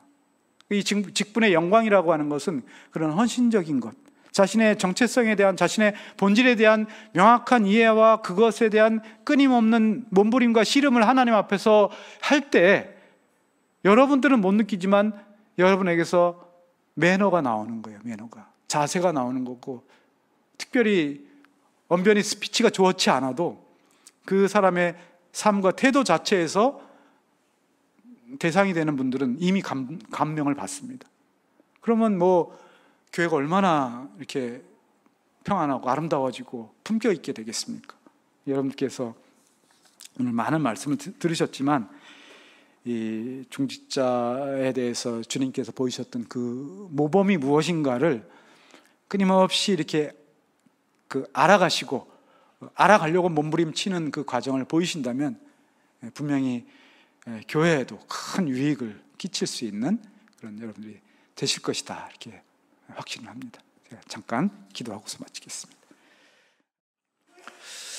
오늘 말씀을 좀 같이 잠깐 나누도록 하겠습니다. 말씀은 역대하서 29장 1절로 11절까지 말씀인데요. 우리 한 절씩 교독할 수 있도록 이렇게 해보겠습니다. 제가 먼저 1절 먼저 읽도록 하겠습니다. 히스기야가 왕위에 오를 때 나이가 25세라 예루살렘에서 29년 동안 다스리니라. 그의 어머니의 이름은 아비야요 스가랴의 딸이더라.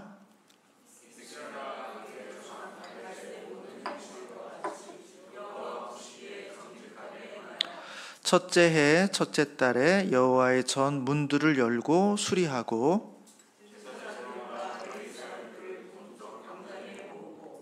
그들에게 이르되 레위 사람들아 내 말을 들으라. 이제 너희는 성결하게 하고 또 너희 조상들의 하나님 여호와의 전을 성결하게 하여 그 더러운 것을 성소에서 없애라.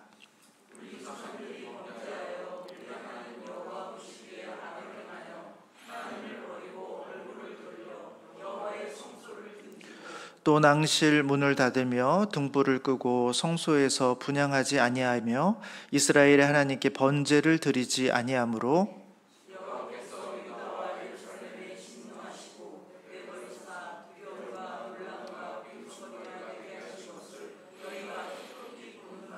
이로 말미암아 우리의 조상들이 칼에 엎드러지며 우리의 자녀와 아내들이 사로잡혔느니라.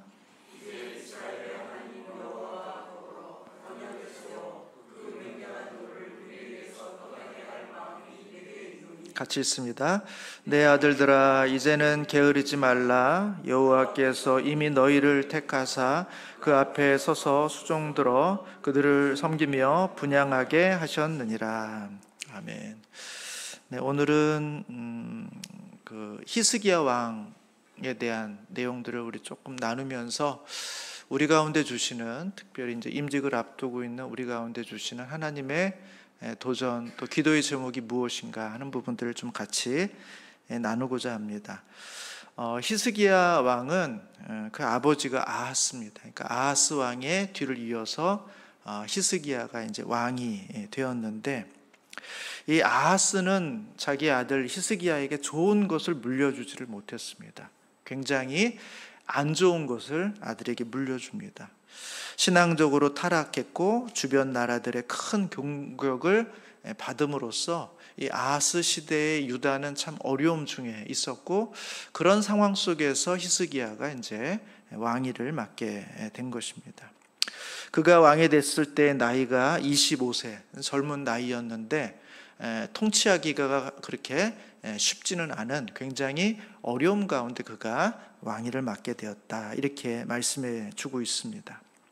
근데 히스기야가 왕이 되고 나서 그가 본격적으로 바로 왕이 된 다음인지 아니면 그 다음해인지는 모르겠습니다만, 특정한 날을 정해서 뭔가 새로운 변화를 맞으려고 이제 합니다. 오늘 본문에 보시면 3절에 이렇게 돼 있거든요. 첫째 해 첫째 달에 여호와의 전 문들을 열고 수리했다, 이렇게 돼 있습니다. 첫째 해 첫째 달.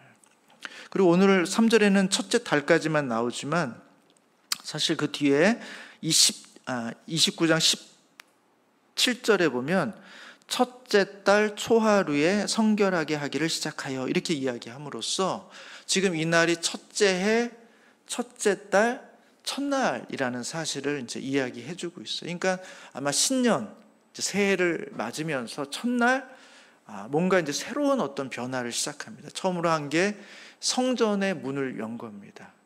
그리고 제사장들과 레위인들을 다 성전 동쪽 광장에 이제 다 모이도록 한 겁니다. 성전 문을 열고 제사장과 레위인들을 한 곳으로 다 불러 모으는 일을 했습니다.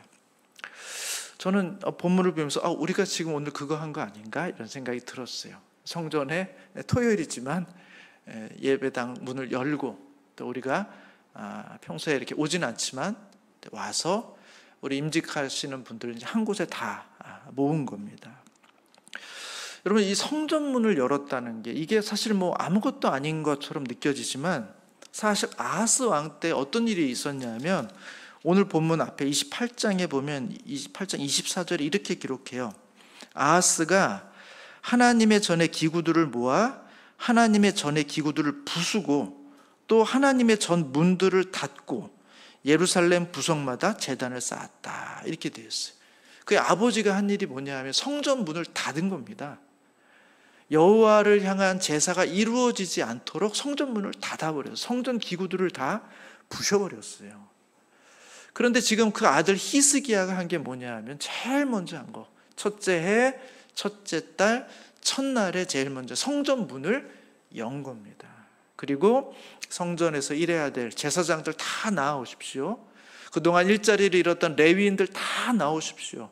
와가지고 한 곳에 다 모여주십시오 하고는 이제 성전을 열면서 뭔가 새로운 일을 시작하겠다, 이렇게 그 히스기야 왕의 의지를 보여주고 있는 것입니다. 여러분, 성전문을 닫았다는 건 뭐예요? 오늘 29장에 보시면 이렇게 되어 있습니다. 6절에 우리 조상들이 범죄하여 우리 하나님 여호와 보시기에 악을 행하여 하나님을 버리고 얼굴을 돌려 여호와의 성소를 등진 것. 이게 바로 성전문을 닫은 겁니다. 왜 성전문을 닫았을까요? 하나님을 버린 거예요.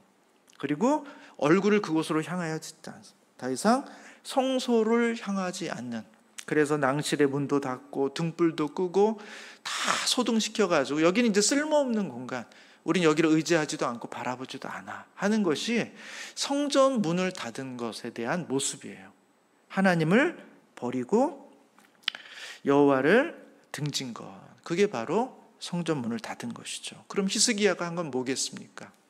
성전 문을 다시 열었다는 건 뭐예요? 하나님, 제가 이제는 하나님만 보겠습니다. 다시 하나님을 향하겠습니다.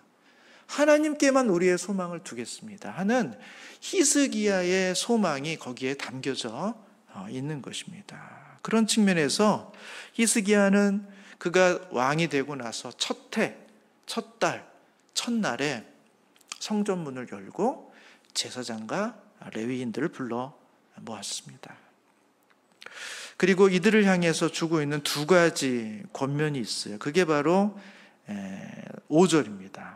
5절 말씀 같이 한번 읽어보도록 하겠습니다. 시작. 그들에게 이르되 레위 사람들아 내 말을 들으라. 이제 너희는 성결하게 하고 또 너희 조상들의 하나님 여호와의 전을 성결하게 하여 그 더러운 것을 성소에서 없애라. 이게 바로 히스기야가 시작했던 나라를 개혁하기 위한, 다시 나라를 하나님의 나라로 만들기 위한 첫 번째 권면입니다. 레위인들을 향해서 두 가지 권면을. 첫 번째, 너희 자신을 성결하게 하라. 그리고 이 여호와의 전을 성결하게 하라. 그래서 이 성전 안에 있는 더러운 것들을 다 없애라 라고 히스기야가 권면하고 있습니다. 여러분, 성결하게 하라는 거, 저는 우리들에게 주님께서 주시는 말씀도 이제 임직을 앞두고 우리가 해야 될 것이 무엇입니까? 우리 주님께 묻는다면 주님께서 우리 가운데 너희 자신을 성결하게 해라. 무엇인가를 하기 전에, 뭐 대단한 일, 많은 일, 놀라운 일을 하기 전에 우리가 먼저 해야 될 것은 우리 자신이 성결해지는 것입니다. 성결해지는 것. 이 성결해지는 것이라는 것은 무슨 도덕적이고 윤리적인 측면에서의 그런 삶을 의미하는 것일 수도 있지만, 더 나아가서 우리가 하나님 앞에서 구별된 존재, 하나님 앞에서 구별된 존재라는 사실을 기억하라는 것입니다. 그리고 거기에 합당한 삶을 살아가라는 것입니다. 그게 바로 성결인 것이죠. 무슨 선민의식과 엘리트주의를 말하는 게 아니에요. 이제 나는 안수 집사야, 이제 나는 권사야, 나 집사 아니야, 나 일반 성도 아니야, 그런 이야기를 하는 게 아니죠. 하나님의 일을 위해서 따로 구분되어 있는 그런 책임을 맡은 사람, 그래서 그것으로 인해서 영광스럽기도 하면서 동시에 그것으로 인해서 두렵기도 한 사람, 하나님께서 많은 사람들 중에서 우리를 따로 불러내신 거예요. 그것은 영광스러운 일이죠. 우리가 무슨 대단하거나 놀랍거나 무슨 특별한 것이 있지 않음에도 불구하고 하나님을 우리를 권사로, 우리를 안수집사로 불러내셨을 때 거기에는 하나님의 특별한 은혜가 있는 것이죠. 거기에 대한 영광스러움이 있습니다. 동시에 그 영광스러움이 자랑과 권위로 나타나는 게 아니라 두려움으로, 나는 구별된 존재구나. 왜? 하나님의 거룩한 일을 하기 위해서 구별된 존재로 부름받았다. 그 일을 내가 감당하지 못할 때 주님께서 특별히 물으시는 주님의 책망이 우리 가운데 있을 수 있겠구나. 우리에게 상급이 있을 수도 있겠지만 거기에 무거운 책임이 함께 따라온다는 사실들을 기억하는 것. 이게 바로 너희가 하나님 앞에서 너희가 성결하라 하는 그 말씀이 오늘날 우리 가운데 주시는 도전이다라는 생각이 들어요. 저는 우리 임직을 앞둔 우리 성도님들 하나님 앞에서 기도하시면서 하나님 이 일로 나를 불러주시니 참으로 영광스럽습니다. 내가 그럴 만한 자격이 없는 사람인데 하나님께서 저를 이 일로 불러주셨사니, 따로 구분해 주셨으니 주님 참으로 저에게 그것이 큰 영광입니다. 동시에 하나님 저에게 이것이 무거운 또 책임입니다. 하나님 이 역할을 잘 감당함으로써 정말 하나님 앞에 내가 구별된 성결한 그런 하나님의 일꾼 되기를 원합니다 하는 이 소망으로 주 앞에 준비하시는 우리 임직자들이 되시기를 주님의 이름으로 축복합니다.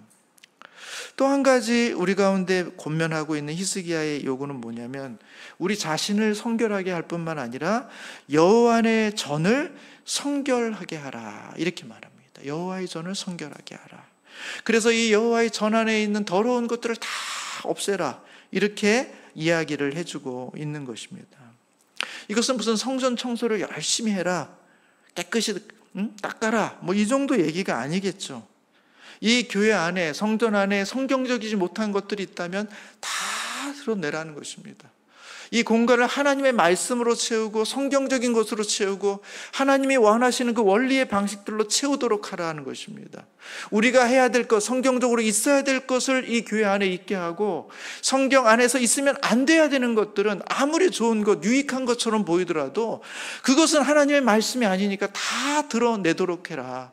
있어야 할 것을 있게 하고 있으면 안 되는 것들을 드러낼 수 있는 그런 일꾼, 그런 사역자가 되라고 오늘 레위인들에게 우리 히스기야가 이야기를 하고 있다는 것입니다.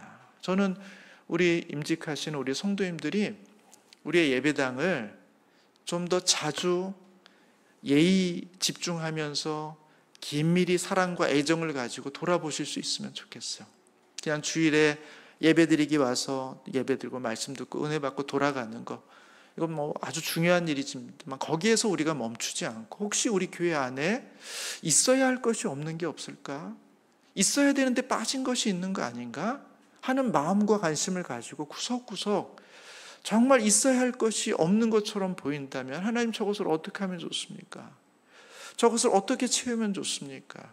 누군가를 향해서 왜 너희는 뭘 하지 않냐, 뭐 하지 않냐, 왜 채우지 않냐 그렇게 말하기 이전에 어떻게 하면 우리 이 직분을 맡은 사람들이 교회를 온전하게 하고 더 필요한 것들을 채울 수 있습니까? 하는 그 고민과 사랑과 애정을 가지고 그 부족한 부분들을 함께 채워가는 사람, 잊지 말아야 할 것이 버젓이 있다면 아니 저것은 결코 교회 안에 있으면 안 되는 것들인데 왜 저것이 여전히 번듯하게 교회 안에 여전히 살아있으며 우리로 하여금 영향력을 미치고 있을까 고민하고 씨름하고 기도하면서 하나님 이것은 문제가 있습니다 하고 같이 교회가 같이 고민하고 씨름하고 정말 있어야 될 것이 아니라면 교회 밖으로 내보낼 수 있는 그런 관습, 그런 내용들을 우리가 잘 분별할 수 있는 안목이 필요하다는 거예요. 그러려면 더 깊은 교회에 대한 애정이 있어야 됩니다. 그저 왔다 갔다 이전에 하던 방식이 아니라 사람들도 살피고 주일학교도 살펴보고 교회 구석구석 혹시 빈자리가 있는 것은 아닌가 하는 그런 마음, 애정의 마음을 가지고 우리가 교회를 돌아볼 때 그때 비로소 이 성전 안이 정결하여지면서 우리 가운데 잊지 말아야 할 것들을 제거할 수 있는, 그래서 더욱더 우리도 거룩하여지고 교회도 거룩하여지는 그런 은혜가 함께 임하게 된다 하는 것입니다. 저는 히스기야의 이 권면이 오늘 임직을 앞둔 우리들에게도 동일하게 주어지는 권면이라 생각이 듭니다. 두 가지를 가지고 기도하시고 하나님 앞에 잘 준비되고 또 그렇게 주님을 섬겨가시는 우리 귀한 성도님들 되시기를 주님의 이름으로 축복합니다.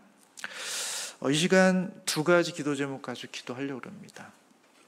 첫 번째는 주님 저를 성결한 사람으로 잘 준비되게 해주시기를 원합니다. 주님께서 나를 구별하여 주셨는데 그 구별하심의 영광스러움을 제가 간직할 수 있는 그런 성도가 되기를 원합니다. 그리고 그것이 나에게 두려움이 되어서 긴장하게 하시고 깨어있게 하셔서 그래서 그 두려움이 우리로 하여금 스트레스를 받게 하는 두려움이 아니라 우리로 하여금 하나님을 더 깊이 사모하고 영적으로 깨어있고 기도함으로 우리가 성장하는 그런 은혜로운 직분이 되기를 원합니다. 이 소망 가지고 우리 자신이 성결하기를 원합니다. 이 영광의 직분을 두려움 가운데 감당할 수 있는 그런 귀한 직분자가 되게 해달라고 우리 하나님 앞에 좀 조용히 또 묵상함으로 좀 기도함으로 나아갔으면 좋겠습니다. 같이 기도하시겠습니다.